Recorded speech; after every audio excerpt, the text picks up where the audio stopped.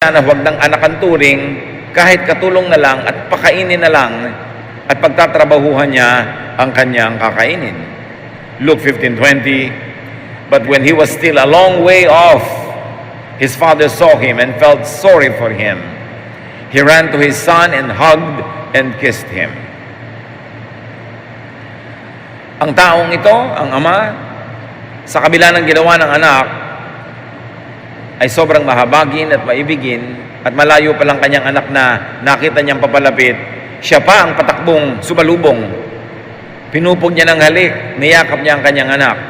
The father accepts his returning son without even hearing his humble proposition first. Hindi pa niya nadidinig yung sinasabi ng anak na ituring niyo lang po akong katulong. Hindi pa niya nadidinig yung ganung pagpapakumbaba ay nabagbag na ang loob ng tatay na sadyang mabait. The father accepts his returning son without question or retribution, with open arms and heart.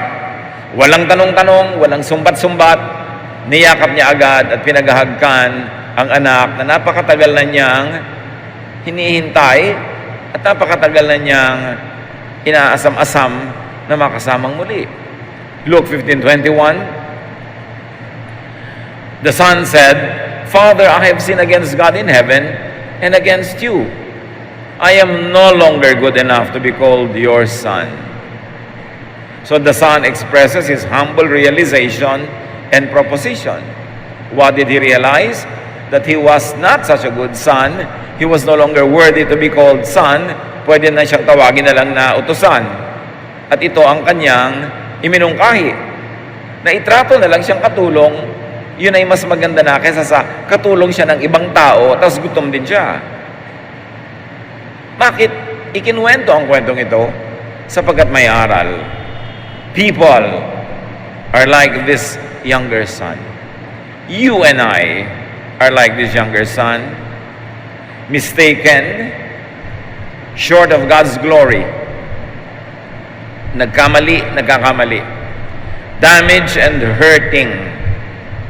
Siyempre, pag nagkakamali tayo ay nasisira.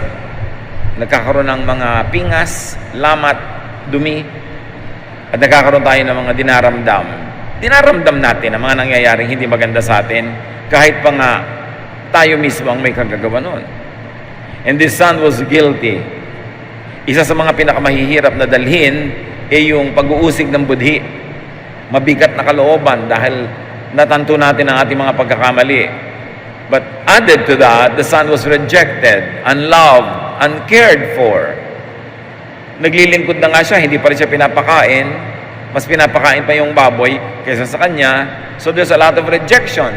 Obviously, he was in a foreign land where people were taking care of pigs. Kasi kung sa kanyang sariling bayan yon, hindi naman nilaalagaan ng baboy dahil hindi nila yun kinakain. So the son was needy of home, of forgiveness, of acceptance, like us. Tulad niya, tayo may nangangailangan ng tahanan kung saan tayo ay pinapatawad kung nagkakamali, tinatanggap ng walang patakaran, minamahal, pinapakain, kasama, at kabilang. Wala namang hindi katulad nitong taong ito. Lahat nagkakamali. Iba-iba lang ng hugis, kulay, anyo ang pagkakamali.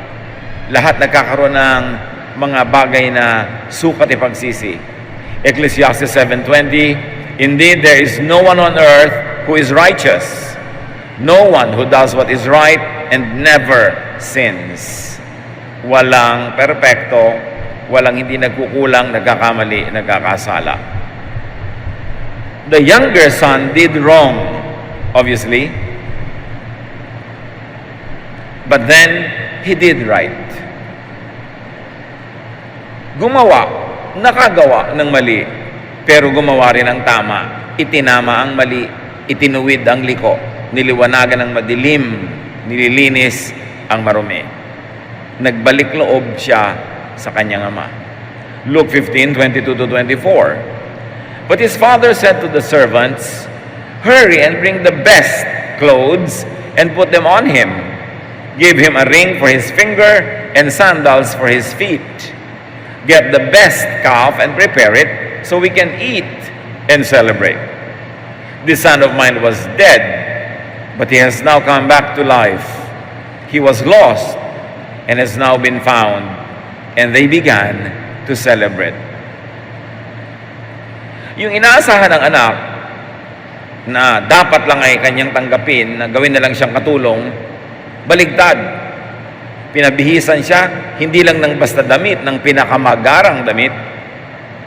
Sinuotan pa siya ng singsing na napakalaki ng kahulugan bilang isang tagapagmana, bilang isang anak ng pamilya, na maaaring itong damit niya at singsing niya ay higit pa kaysa doon sa dati niyang suot, muntik pa siyang ma-promote o na-promote pa nga siya. At yung inaalaga ang hayop na pinapataba para sa mga espesyal na okasyon ay ihahanda, ay ipinahanda. So niya, magdiwang tayo. Nawawala ang anak kong ito, ngayon natagpuan ng muli. Dati nang namatay, pero ngayon buhay na uli. So the father unconditionally accepts, restores, and celebrates the younger son. Tulad ng sinasabi ng Luke 14:11, those who humble themselves will be exalted. Ang nagpapakumbaba sa harapan ng Ama ay siya namang itinataas. Basta't bumalik ka lang. Hindi pinag-uusapan na huwag kang magkasala, huwag kang magkamali, huwag kang magkulang, kasi wala namang ganon. Ang pinag-uusapan, matapos ka magkamali, magkasala, magkulang, mag-isip-isip ka, maghunos dili, magbulay-bulay, magbagong loob, at magbalik loob.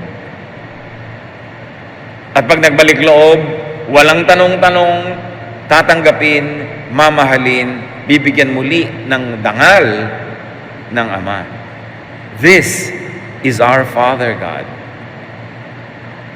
This is the truth and reality about our God.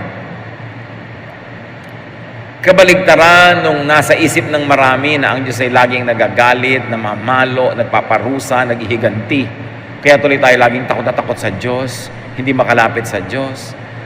Lalapit lang sa Diyos, kailangan pa ng tagapamagitan, kailangan pa ng intercessor, kasi natatakot.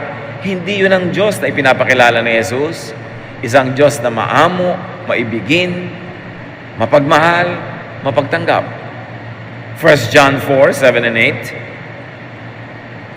Dear friends, let us love one another, for love comes from God. Everyone who loves has been born of God and knows God.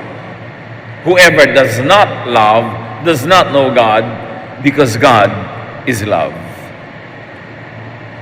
Itong teachings of a loving God, about a loving God, kailangang idiin, ulit-ulitin, isiksik ng isiksik sa utak nating lahat, kasi hindi ito ang nasiksik sa utak ng marami. Lumaki, nagkaedad, tumanda, laging matakot ka sa Diyos, matakot ka sa Diyos. Yun ang pang-brainwash ng napakarami. Pero hindi yun ang ipinakilalang Diyos ni Jesus. Love is the greatest and only essential commandment according to Jesus.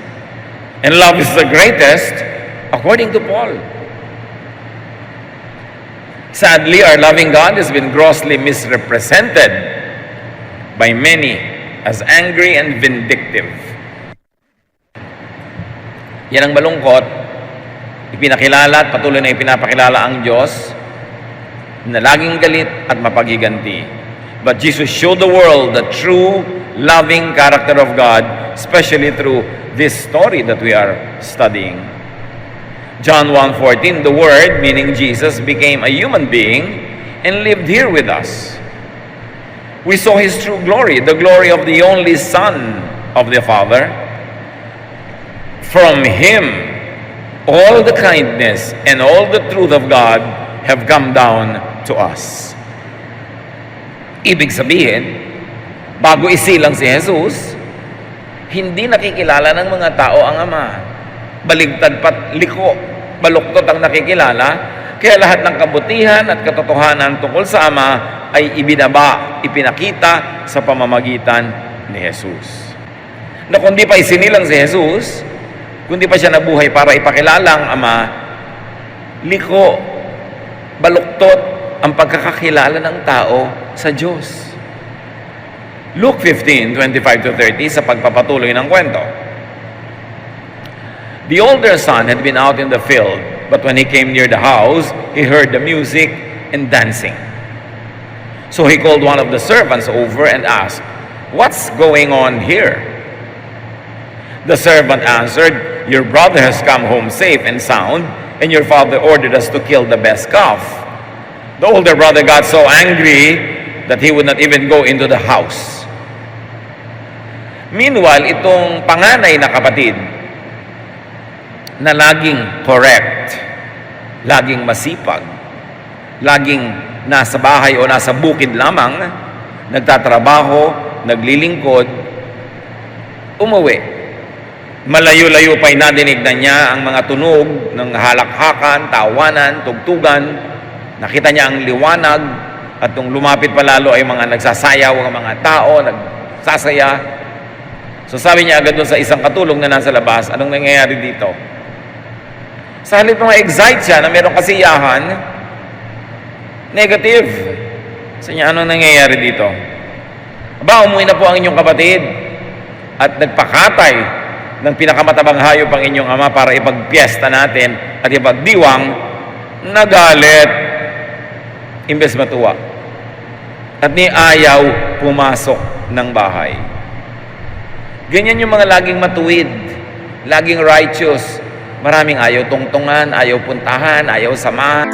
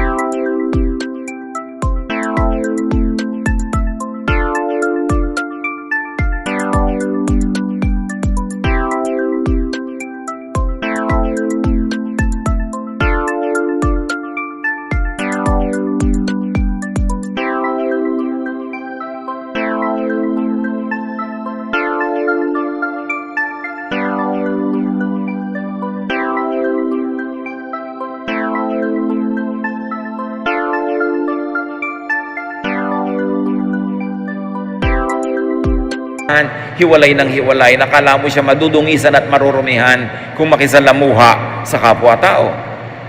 Nakala mo naman wala talaga siyang dungis. His father came out and begged him to go in. But he said to his father, "For years I have worked for you like a slave and have always obeyed you. But you have never given me even a little goat so that I could give a dinner for my friends. This other son of yours wasted your money on prostitutes, and now he has come home. You ordered the best calf to be killed for a feast." So nung malaman ng ama na nandun na yung panganay, lumabas. "Ba't ayaw mo pumasok? Halika, nandito na ang kapatid mo, magsaya tayo." Sumbat ang isinagot niya sa kanyang ama. "Napakatagal na panahon, mula noon hanggang ngayon, nagpaalipin ako sa iyo. Wala akong ginawa kundi magtrabaho sa bukid, ni hindi mo man lang ako ibinigyan ng isang maliit na kambing para ipagpiesta sa mga kaibigan ko. Tapos itong anak mong alibugha, naglayas, naglustay, nagwala, babalik ng ganyan, tapos ipagpiesta mo, may ganon. The best animal pa ang ihahanda mo. Masama ang loob." What do we see here? The older son rejects his brother. Tulad ng ilan sa atin, na pag ang tingin natin sa ating sarili ay tama, mabuti, maayos, matuwid, nire-reject natin ang ating mga kapatid, mga kakilala, mga kaibigan, kapwa-tao, na sa tingin natin ay hindi natin kasing tama, hindi natin kasing banal, hindi natin kasing buti. The older son rejects his father's unconditional love, kindness, and acceptance to his brother and to him. So, hindi lamang yung kapatid niya ang kanyang itinatakwil din ng panganay na anak ang kabutihan ng kanyang ama. Hindi niya ina-appreciate na ang bait talaga ng tatay ko, ang buti talaga ng tatay ko. At kung sakaling sa akin mangyari ito, di ganun din ang gagawin niya sa akin. Papatawarin din niya ako, mamahalin din niya ako. No! He rejected his brother, and he rejected his father's goodness and kindness, and even rejected his father's goodness to him. Kasi nakita na niya yung isang kapatid niya, humingi ng napakarami, ibinigay. Siya hindi humihingi. Bakit siya hindi humihingi? Iniisip niya na sa kanyang pagtitiis, pagtitimpi, pagpapakagutom sa sarili, pagpapagod, pagpapagal, ay nagiging banal siya and therefore deserving na siya ng honor. Maliit ang pagtingin niya sa puso ng kanyang ama na hindi siya humihingi kasi iniisip niya maramot ang kanyang ama at hindi mabuti at hindi magbibigay. Kaya kung tutuusin, mas mabuti pa nga yung humingi kasi confident siya na mabait yung tatay niya. Itong isang ito, hindi siya confident. Kaya lagi siyang pagod na pagod, trying to be perfect para lang siya maging katanggap-tanggap. The older son promotes himself as righteous, but laments and regrets his good works and self-denial. Sabi niya, nagpagod ako, hindi man lang ako nagpa-party, kahit isang kambing, hindi ako humihingi. Wala ako napala sa lahat ng pagod ko. Yun naman pala, masama loob niya sa kanyang kabutihan. Nagpapakatama siya, yung pala masama loob niya. So, hindi niya likas. Trying hard siya to perform para siguro siya ang mapuri at siya ang magkaroon ng karapatan. And he is definitely loveless. Wala siyang love sa kanyang kapatid, di man lang siya naawa, na naghirap at nagdusa. Wala siyang pag-ibig sa kanyang ama na nalungkot nung wala yung kanyang isang kapatid. Dapat ikatuwa niya na natutuwa na yung tatay niya. Pero wala. The older son did right what seemed in his own eyes to be right. Then he did wrong by not accepting his brother, by rejecting his father's kindness, and now, tinutuusan niya ang tatay niya na kanyang ginawang mabuti. So, hindi naman talaga tama ang ginagawa niya sa buhay. Akala lang niya. Many people are like this older brother. Religious and legalistic, so they reject others. They cannot be holy without throwing stones at sinners. May mga tao na sa kanilang pagiging banal, hindi sila kontento. Kailangan batuhin nila yung hindi banal. Hindi sila kontento maging matuwid. Kailangan ibunyag nila at pagalitan yung sa tingin nila ay liko. Hindi sila kontento na sila ay nag-aayuno. Kailangan mag-ayuno din ng iba. Hindi sila kontento na sa katitiis nila at kababanal-banalan na hindi sila nag-e-enjoy sa buhay. Kailangan wala ring ibang mag-enjoy. Kaya kung sa biglang tingin, parang napaka-righteous at napakatama ng anak na panganay. Pero ang totoo, siya yung malayo ang loob sa ama. Siya yung hindi masarap kasama. At siya yung mahilig manghusga sa kapwa. So, many people are like this older brother. They reject God's love, God's forgiveness, God's unconditional mercy. They rely on their own merits. Kailangan lagi sila magtrabaho para maligtas. Kailangan i-maintain nila ang kanilang salvation. Hindi pwedeng love lang ng amang nagme-maintain. Kailangan sila, therefore sila ang savior nila. At ang kanilang mga good works. They reject self-realization and satisfaction. Nagigilty sila pag nag-enjoy, pag nasasarapan, pag nagkakatay ng kambing, pag nagpa-party, pag nagsasaya. So tinitiis nila ang lahat. Pagkatapos yung pala isusumbat din naman dahil naiinggit sila sa ibang nag-enjoy. Ito yung pangalawang anak na panganay. They look righteous, they appear righteous, but they really are not. They are so near to the Father, and yet so far. At maraming ganong tao, napaka-religyoso, napaka-palasimba, napaka-mapag-aral ng Bible, pero malayo ang puso sa Diyos. At paano malalamang malayo? Hindi maibigin sa kapwa. Laging galit sa mga taong tinuturing niyang may kasalanan. At ang gustong-gusto niya, maparusahan ng Diyos yung may kasalanan. Katulad nitong panganay na ito, ang tingin niya, dapat pinarusahan ng tatay niya yung kanyang kapatid na bunso. Bakit hindi pinarusahan? Ipinagparty pa. Malayong malayo sa Diyos ang kanyang puso, bagamat malapit ang kanyang uso. Lagi nagpe-praise the Lord, nag-hallelujah, nagbe-verses, laging dasal ng dasal, pero hindi maibigin. The final test is your love, because God is love. And if your heart is filled with God's Spirit, it will outflow with love. Ang tagal na nawala yung kapatid niya, siguradong ang baho-baho, nangangayayat, butot balat nung bumalik, dapat naawa siya. Pero hindi, kung siya ang masusunod, dapat parusahan pa yan. Sa kabila ng kanyang mga arte na siya ay matuwid. At ganyan ang maraming relihiyosong tao. Nagbubunyi pagpaparusahan ng iba. Pag nagtuturo sila, tayo makinig nagtuturo, sabihin, bahala ka. Sa end times, kukulo ka sa asupre. Parang ipinagdiriwang nila na kukulo sa asupre ang kanilang mga kapwa-tao. Malayo ang puso sa Diyos ng ganong mga uri ng pananaw. Huwag tayo magpapadaya.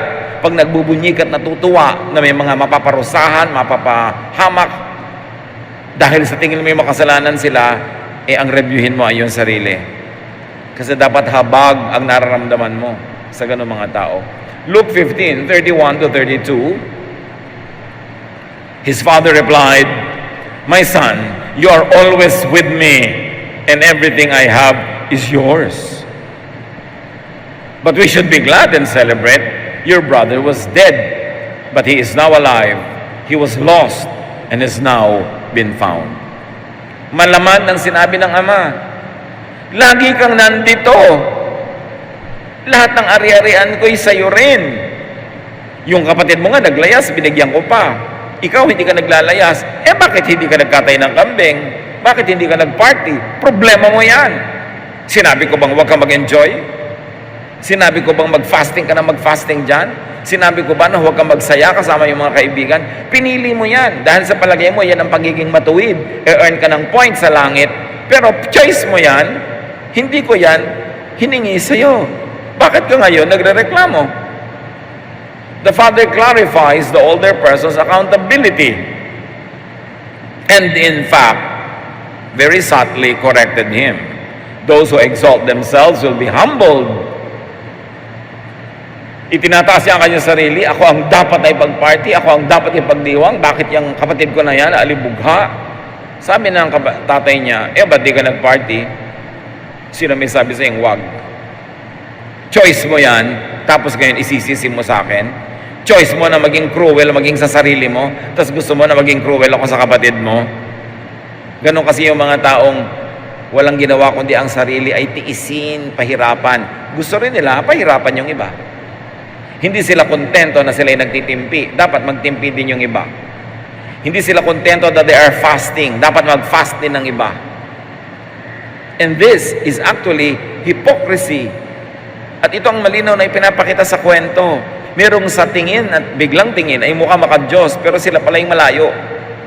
Dahil hindi sila maibigin. Kahit namumulaklak ang dila nila ng verses. Kahit wala na silang ginawa kundi magsimba. Pag hindi sila maibigin, baliwala ang lahat. And the Father declares the mission statement of the Jesus ministry, which is to find the lost, to love the unloved, to clothe the naked, to feed the hungry, to forgive the mistaken, to give care and love unconditionally. Not judgment, not punishment, not rejection. John 1:12-13. Yet to all who received Him, to those who believed in His name, He gave the right to become children of God. Children born not of natural descent, nor of human decision, or a husband's will, but born of God. Namnamin ang verses. To those who receive Him. Nakita niyo yung younger son? He received the love of the Father. He went home. He believed in the name of God. He believed in the name of his Father, that his Father is kind and good and loving. At nung siya'y bumalik, anong ginawa ng tatay niya? He gave the right to become a child again. Bumalik lang. Sabi niya, mga anak na hindi dahil sa kalooban ng tao o kagustuhan ng tao, kundi kalooban ng Diyos. Kasi kung tao lang ang masusunod, hindi na tatanggapin yun, itatakwil na yun, paparusahan na yun, sisingilin. Pero ang kalooban ng Diyos, no, bumalik lang kayo at kaya aking tatanggapin. Sino man sa atin ngayon ang napalayo sa Diyos, anumang uri ng layo, malapit-lapit o pagkalayo-layo, bumalik ka lang. Yun lang. Walang drama, walang bayad. Appreciate God's love. Kung may dala-dala ka pang bayad, naiinsulto pa yung kabaitan ng Diyos. Pero yung hubad na hubad ka, gutom na gutom, payat na payat, wala ka maialok, wala ka maibigay, magpapaalipin ka na lang, yun ang tunay na pagkilala sa kanyang kabaitan. Kasi kung may ibabayad ka pa, may pagyayabang ka pa eh. Kung may ipapalit ka pa, may isusukli ka pa, may konti ka pang yabang.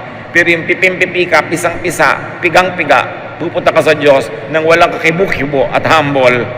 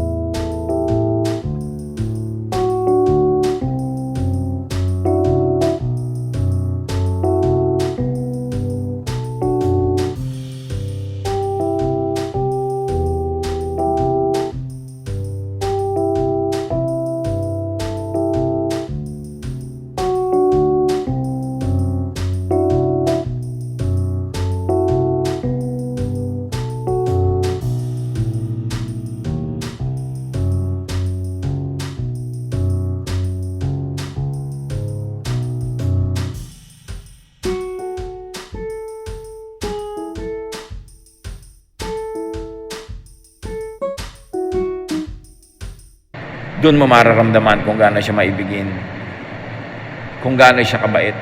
At tayo man mga kapatid, tumatanggap tayo ng regalo ng Pasko, hindi lang tuwing Pasko, kundi everyday. Dapat yun din na ibigay natin sa kapwa. Pag nagsosorry na, tama na, huwag nyo nang awayin, nagsosorry na nga eh. Minsan bumabalik sa'yo, nagbabalik loob kahit walang salita. Minsan nahihiya magsalita. Pero nandun, bahag-bahagang buntot, nakayuko, pumupunta sa'yo. Nagbabalik loob, tanggapin mo na. Tulad ng ginawa ng ama doon sa kanyang anak. Kasi yun nga ang Pasko. Tumatanggap tayo ng ganun mula sa Diyos, manong ibigay natin sa kapwa. Dahil tayo din naman ay tumatanggap din ng ganung kabaitan. Not by human power, but by God's will. Kasi kung lakas lang natin ang pakikinggan natin, baka tayo maging mapaghiganti pa, maging mapagtuos, manumbat pa tayo, but by God's will. Pag ang tao nagpapakumbaba na, bumabalik na, tanggapin mo na. Huwag ka nang magpa-hard to get. Huwag ka nang magpahirap. Huwag ka nang manumbat. Alam na niya yun, kaya nga siya bumabalik eh. Kailangan pa ba namang dut-dutin ang isang sugat na dumudugo na nga? God accepts all who come to Him through Jesus. No one would be rejected. Ganun ang pag-ibig ng Diyos. Jesus helps people who accept His help. Bakit kayang-kaya ni Jesus na tumulong? Because Jesus knew how it was to be rejected. Mark 6:4. But Jesus said, prophets are honored by everyone except the people in their hometown and their relatives and their own family. Sabi niya, alam niyo yung mga propetang tulad ko, tinatanggap ng marami, pero hindi ng kanilang sariling bayan, ng kanilang sariling sambahayan, ng kanyang sariling pamilya. Because even Jesus was rejected by His very own family. He knew how it was to be rejected. And in prophecy, talking about the Messiah, Isaiah 53:3, He was hated and rejected. His life was filled with sorrow and terrible suffering. No one wanted to look at Him. We despised Him and said, He is a nobody. At ganun ang nararamdaman ng maraming tao ngayon. They are rejected. Nobody likes them. Kung kayo mga kapatid, merong sariling magulang, kapatid, anak, kamag-anak, kaibigan that you are rejecting, stop it. At si Jesus mismo, kaya napakagaling niyang tumanggap, siya man naranasang matanggihan. Hebrews 2:18, and now that Jesus has suffered and was tempted, He can help anyone else who is tempted.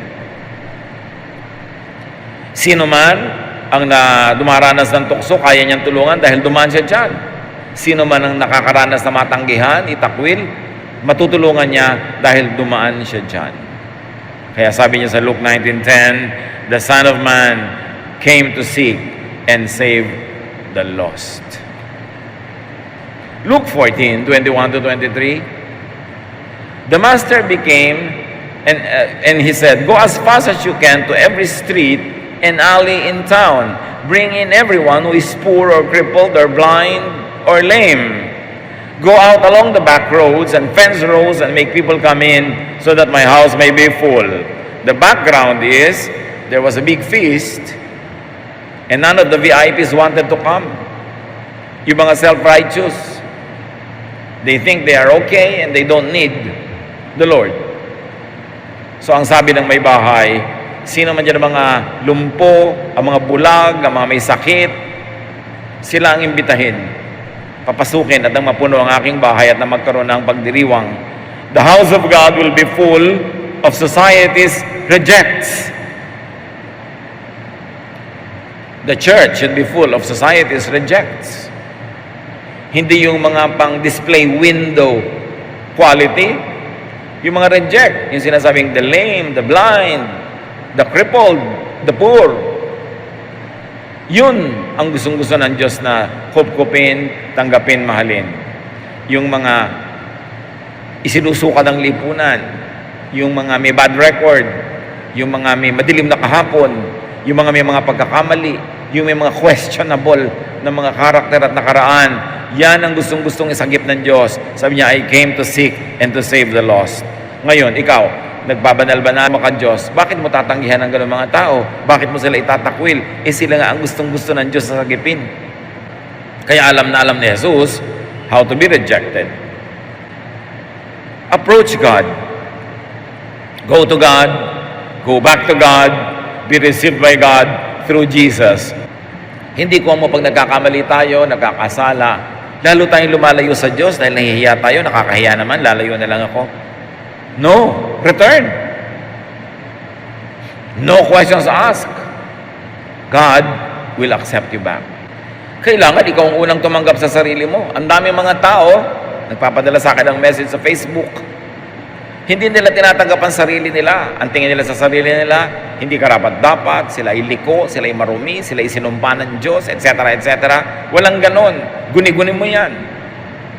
At kung minsan meron tayong ganung guni-guni kasi isinaksak sa utak natin ng mga matatanda, ng religion, ng mga kung ano-ano mga katuruan na laging galit sa Diyos, tinatanggihan ka ng Diyos. Hindi, Diyos po kaya ang lumikha sa akin, bakit po ako ganito? Alam nga naman si Satanas ang lumikha sa'yo.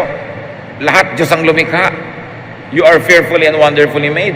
Hindi mo matanggap-tanggap ang sarili mo dahil ang nakalagay sa utak mo yung standard na itinanim dyan ng lipunan, ng simbahan, ng mga tao. So, lampasan mo lahat yan. At ang iyong i-absorb, intindihin, is God loves you no matter what. Pag naintindihan natin yon, may Pasko, Paskong Pasko. Kasi sayang ang Pasko, sayang ang pagpaparito, pagpapakasakit at kamatayan at muling pagkabuhay ni Jesus kung hindi mo pa matanggap ang sarili mo mismo. Tinatanggap ka nga ng Diyos. Kahit ano pang sinasabi ng mga relihiyoso at mga conservative, ang makinig ka kay Jesus, mahal ka ng Diyos, period. Pero hindi naman ibig sabihin na hindi ka na magbabago, hindi mo ayusin ang buhay mo. Pero tatanggapin ka, tsaka ka ngayon mag-ayos. At kung sa pag-aayos mo, nagkamali ka na naman, nadapa ka na naman, tumayo ka ulit, tatanggapin ka na naman ng Diyos dahil walang hanggan ang pag-ibig ng Diyos. Kailan maa-appreciate ito? Masaya na maalala yun. Hindi yung lagi kang kapos, lagi kang kulang, lagi kang takot. Kailangan tanggapin ang sarili at ang kapwa. Huwag na ikaw manghusga sa kapwa. Kung sa palagay mo, hindi siya tama. Sila ng Diyos ang mag-usap. Siya ay mahalin mo na lang. Yun na lang ang papel mo. Huwag kang manghusga. Kasi mahuhusgahan ka rin. Ano naman ang karapatan mo manghusga? Kaya mahalin mo na lang siya. Paano po mali ang buhay niya? Saya mo Diyos ang magtama sa kanya. Diyos naman ang Diyos, hindi ikaw ang Diyos. Mahalin mo na lang siya. Pag ito na ipamuhay natin, itong simpleng katotohanan na to, gagaan ng maraming mabigat. Luluwag ang maraming masikip na paghinga. The Father in the story is none other than God the Father, but He could also represent Jesus interceding for us to the Father. Si Jesus ay laging namamagitan para sa atin. Hebrews 7:25, therefore He is able to save completely those who come to God through Him, because He always lives to intercede for them. Lagi siyang namamagitan. So lagi tayong may tagapagtanggol sa kalangitan. Get accepted by God through Jesus. Tanggapin mo ang sarili mo, lalo't alam mo na yun ay inborn character, inborn nature, inborn talent, and sometimes even inborn weakness. May mga ganun tayo. God remembers that we are dust. Accept yourself, every bit of yourself, because you are fearfully and wonderfully made. Do not insist on self-rejection. When you are rejecting your own self, when you are rejecting people who you should be loving and accepting, baka effect lang sa'yo yan ng brainwashing ng society, ng culture. Accept others and live at peace with God, with yourself, and with others. Si Kristo ay sinilang, nagbabaan ng mga anghel nag-aawitan. Luke 2:17, sabi nila, glory to God in the highest heaven, and on earth, peace to those on whom His favor rests. Itong peace na ito ay darating lang kung meron tayong acceptance. Acceptance of God's love and forgiveness, acceptance of others, acceptance of ourselves, matatahimik ang iyong loob. Peace in the heart of true believers, believers in God's unconditional and accepting and empowering love. Kaya may salvation.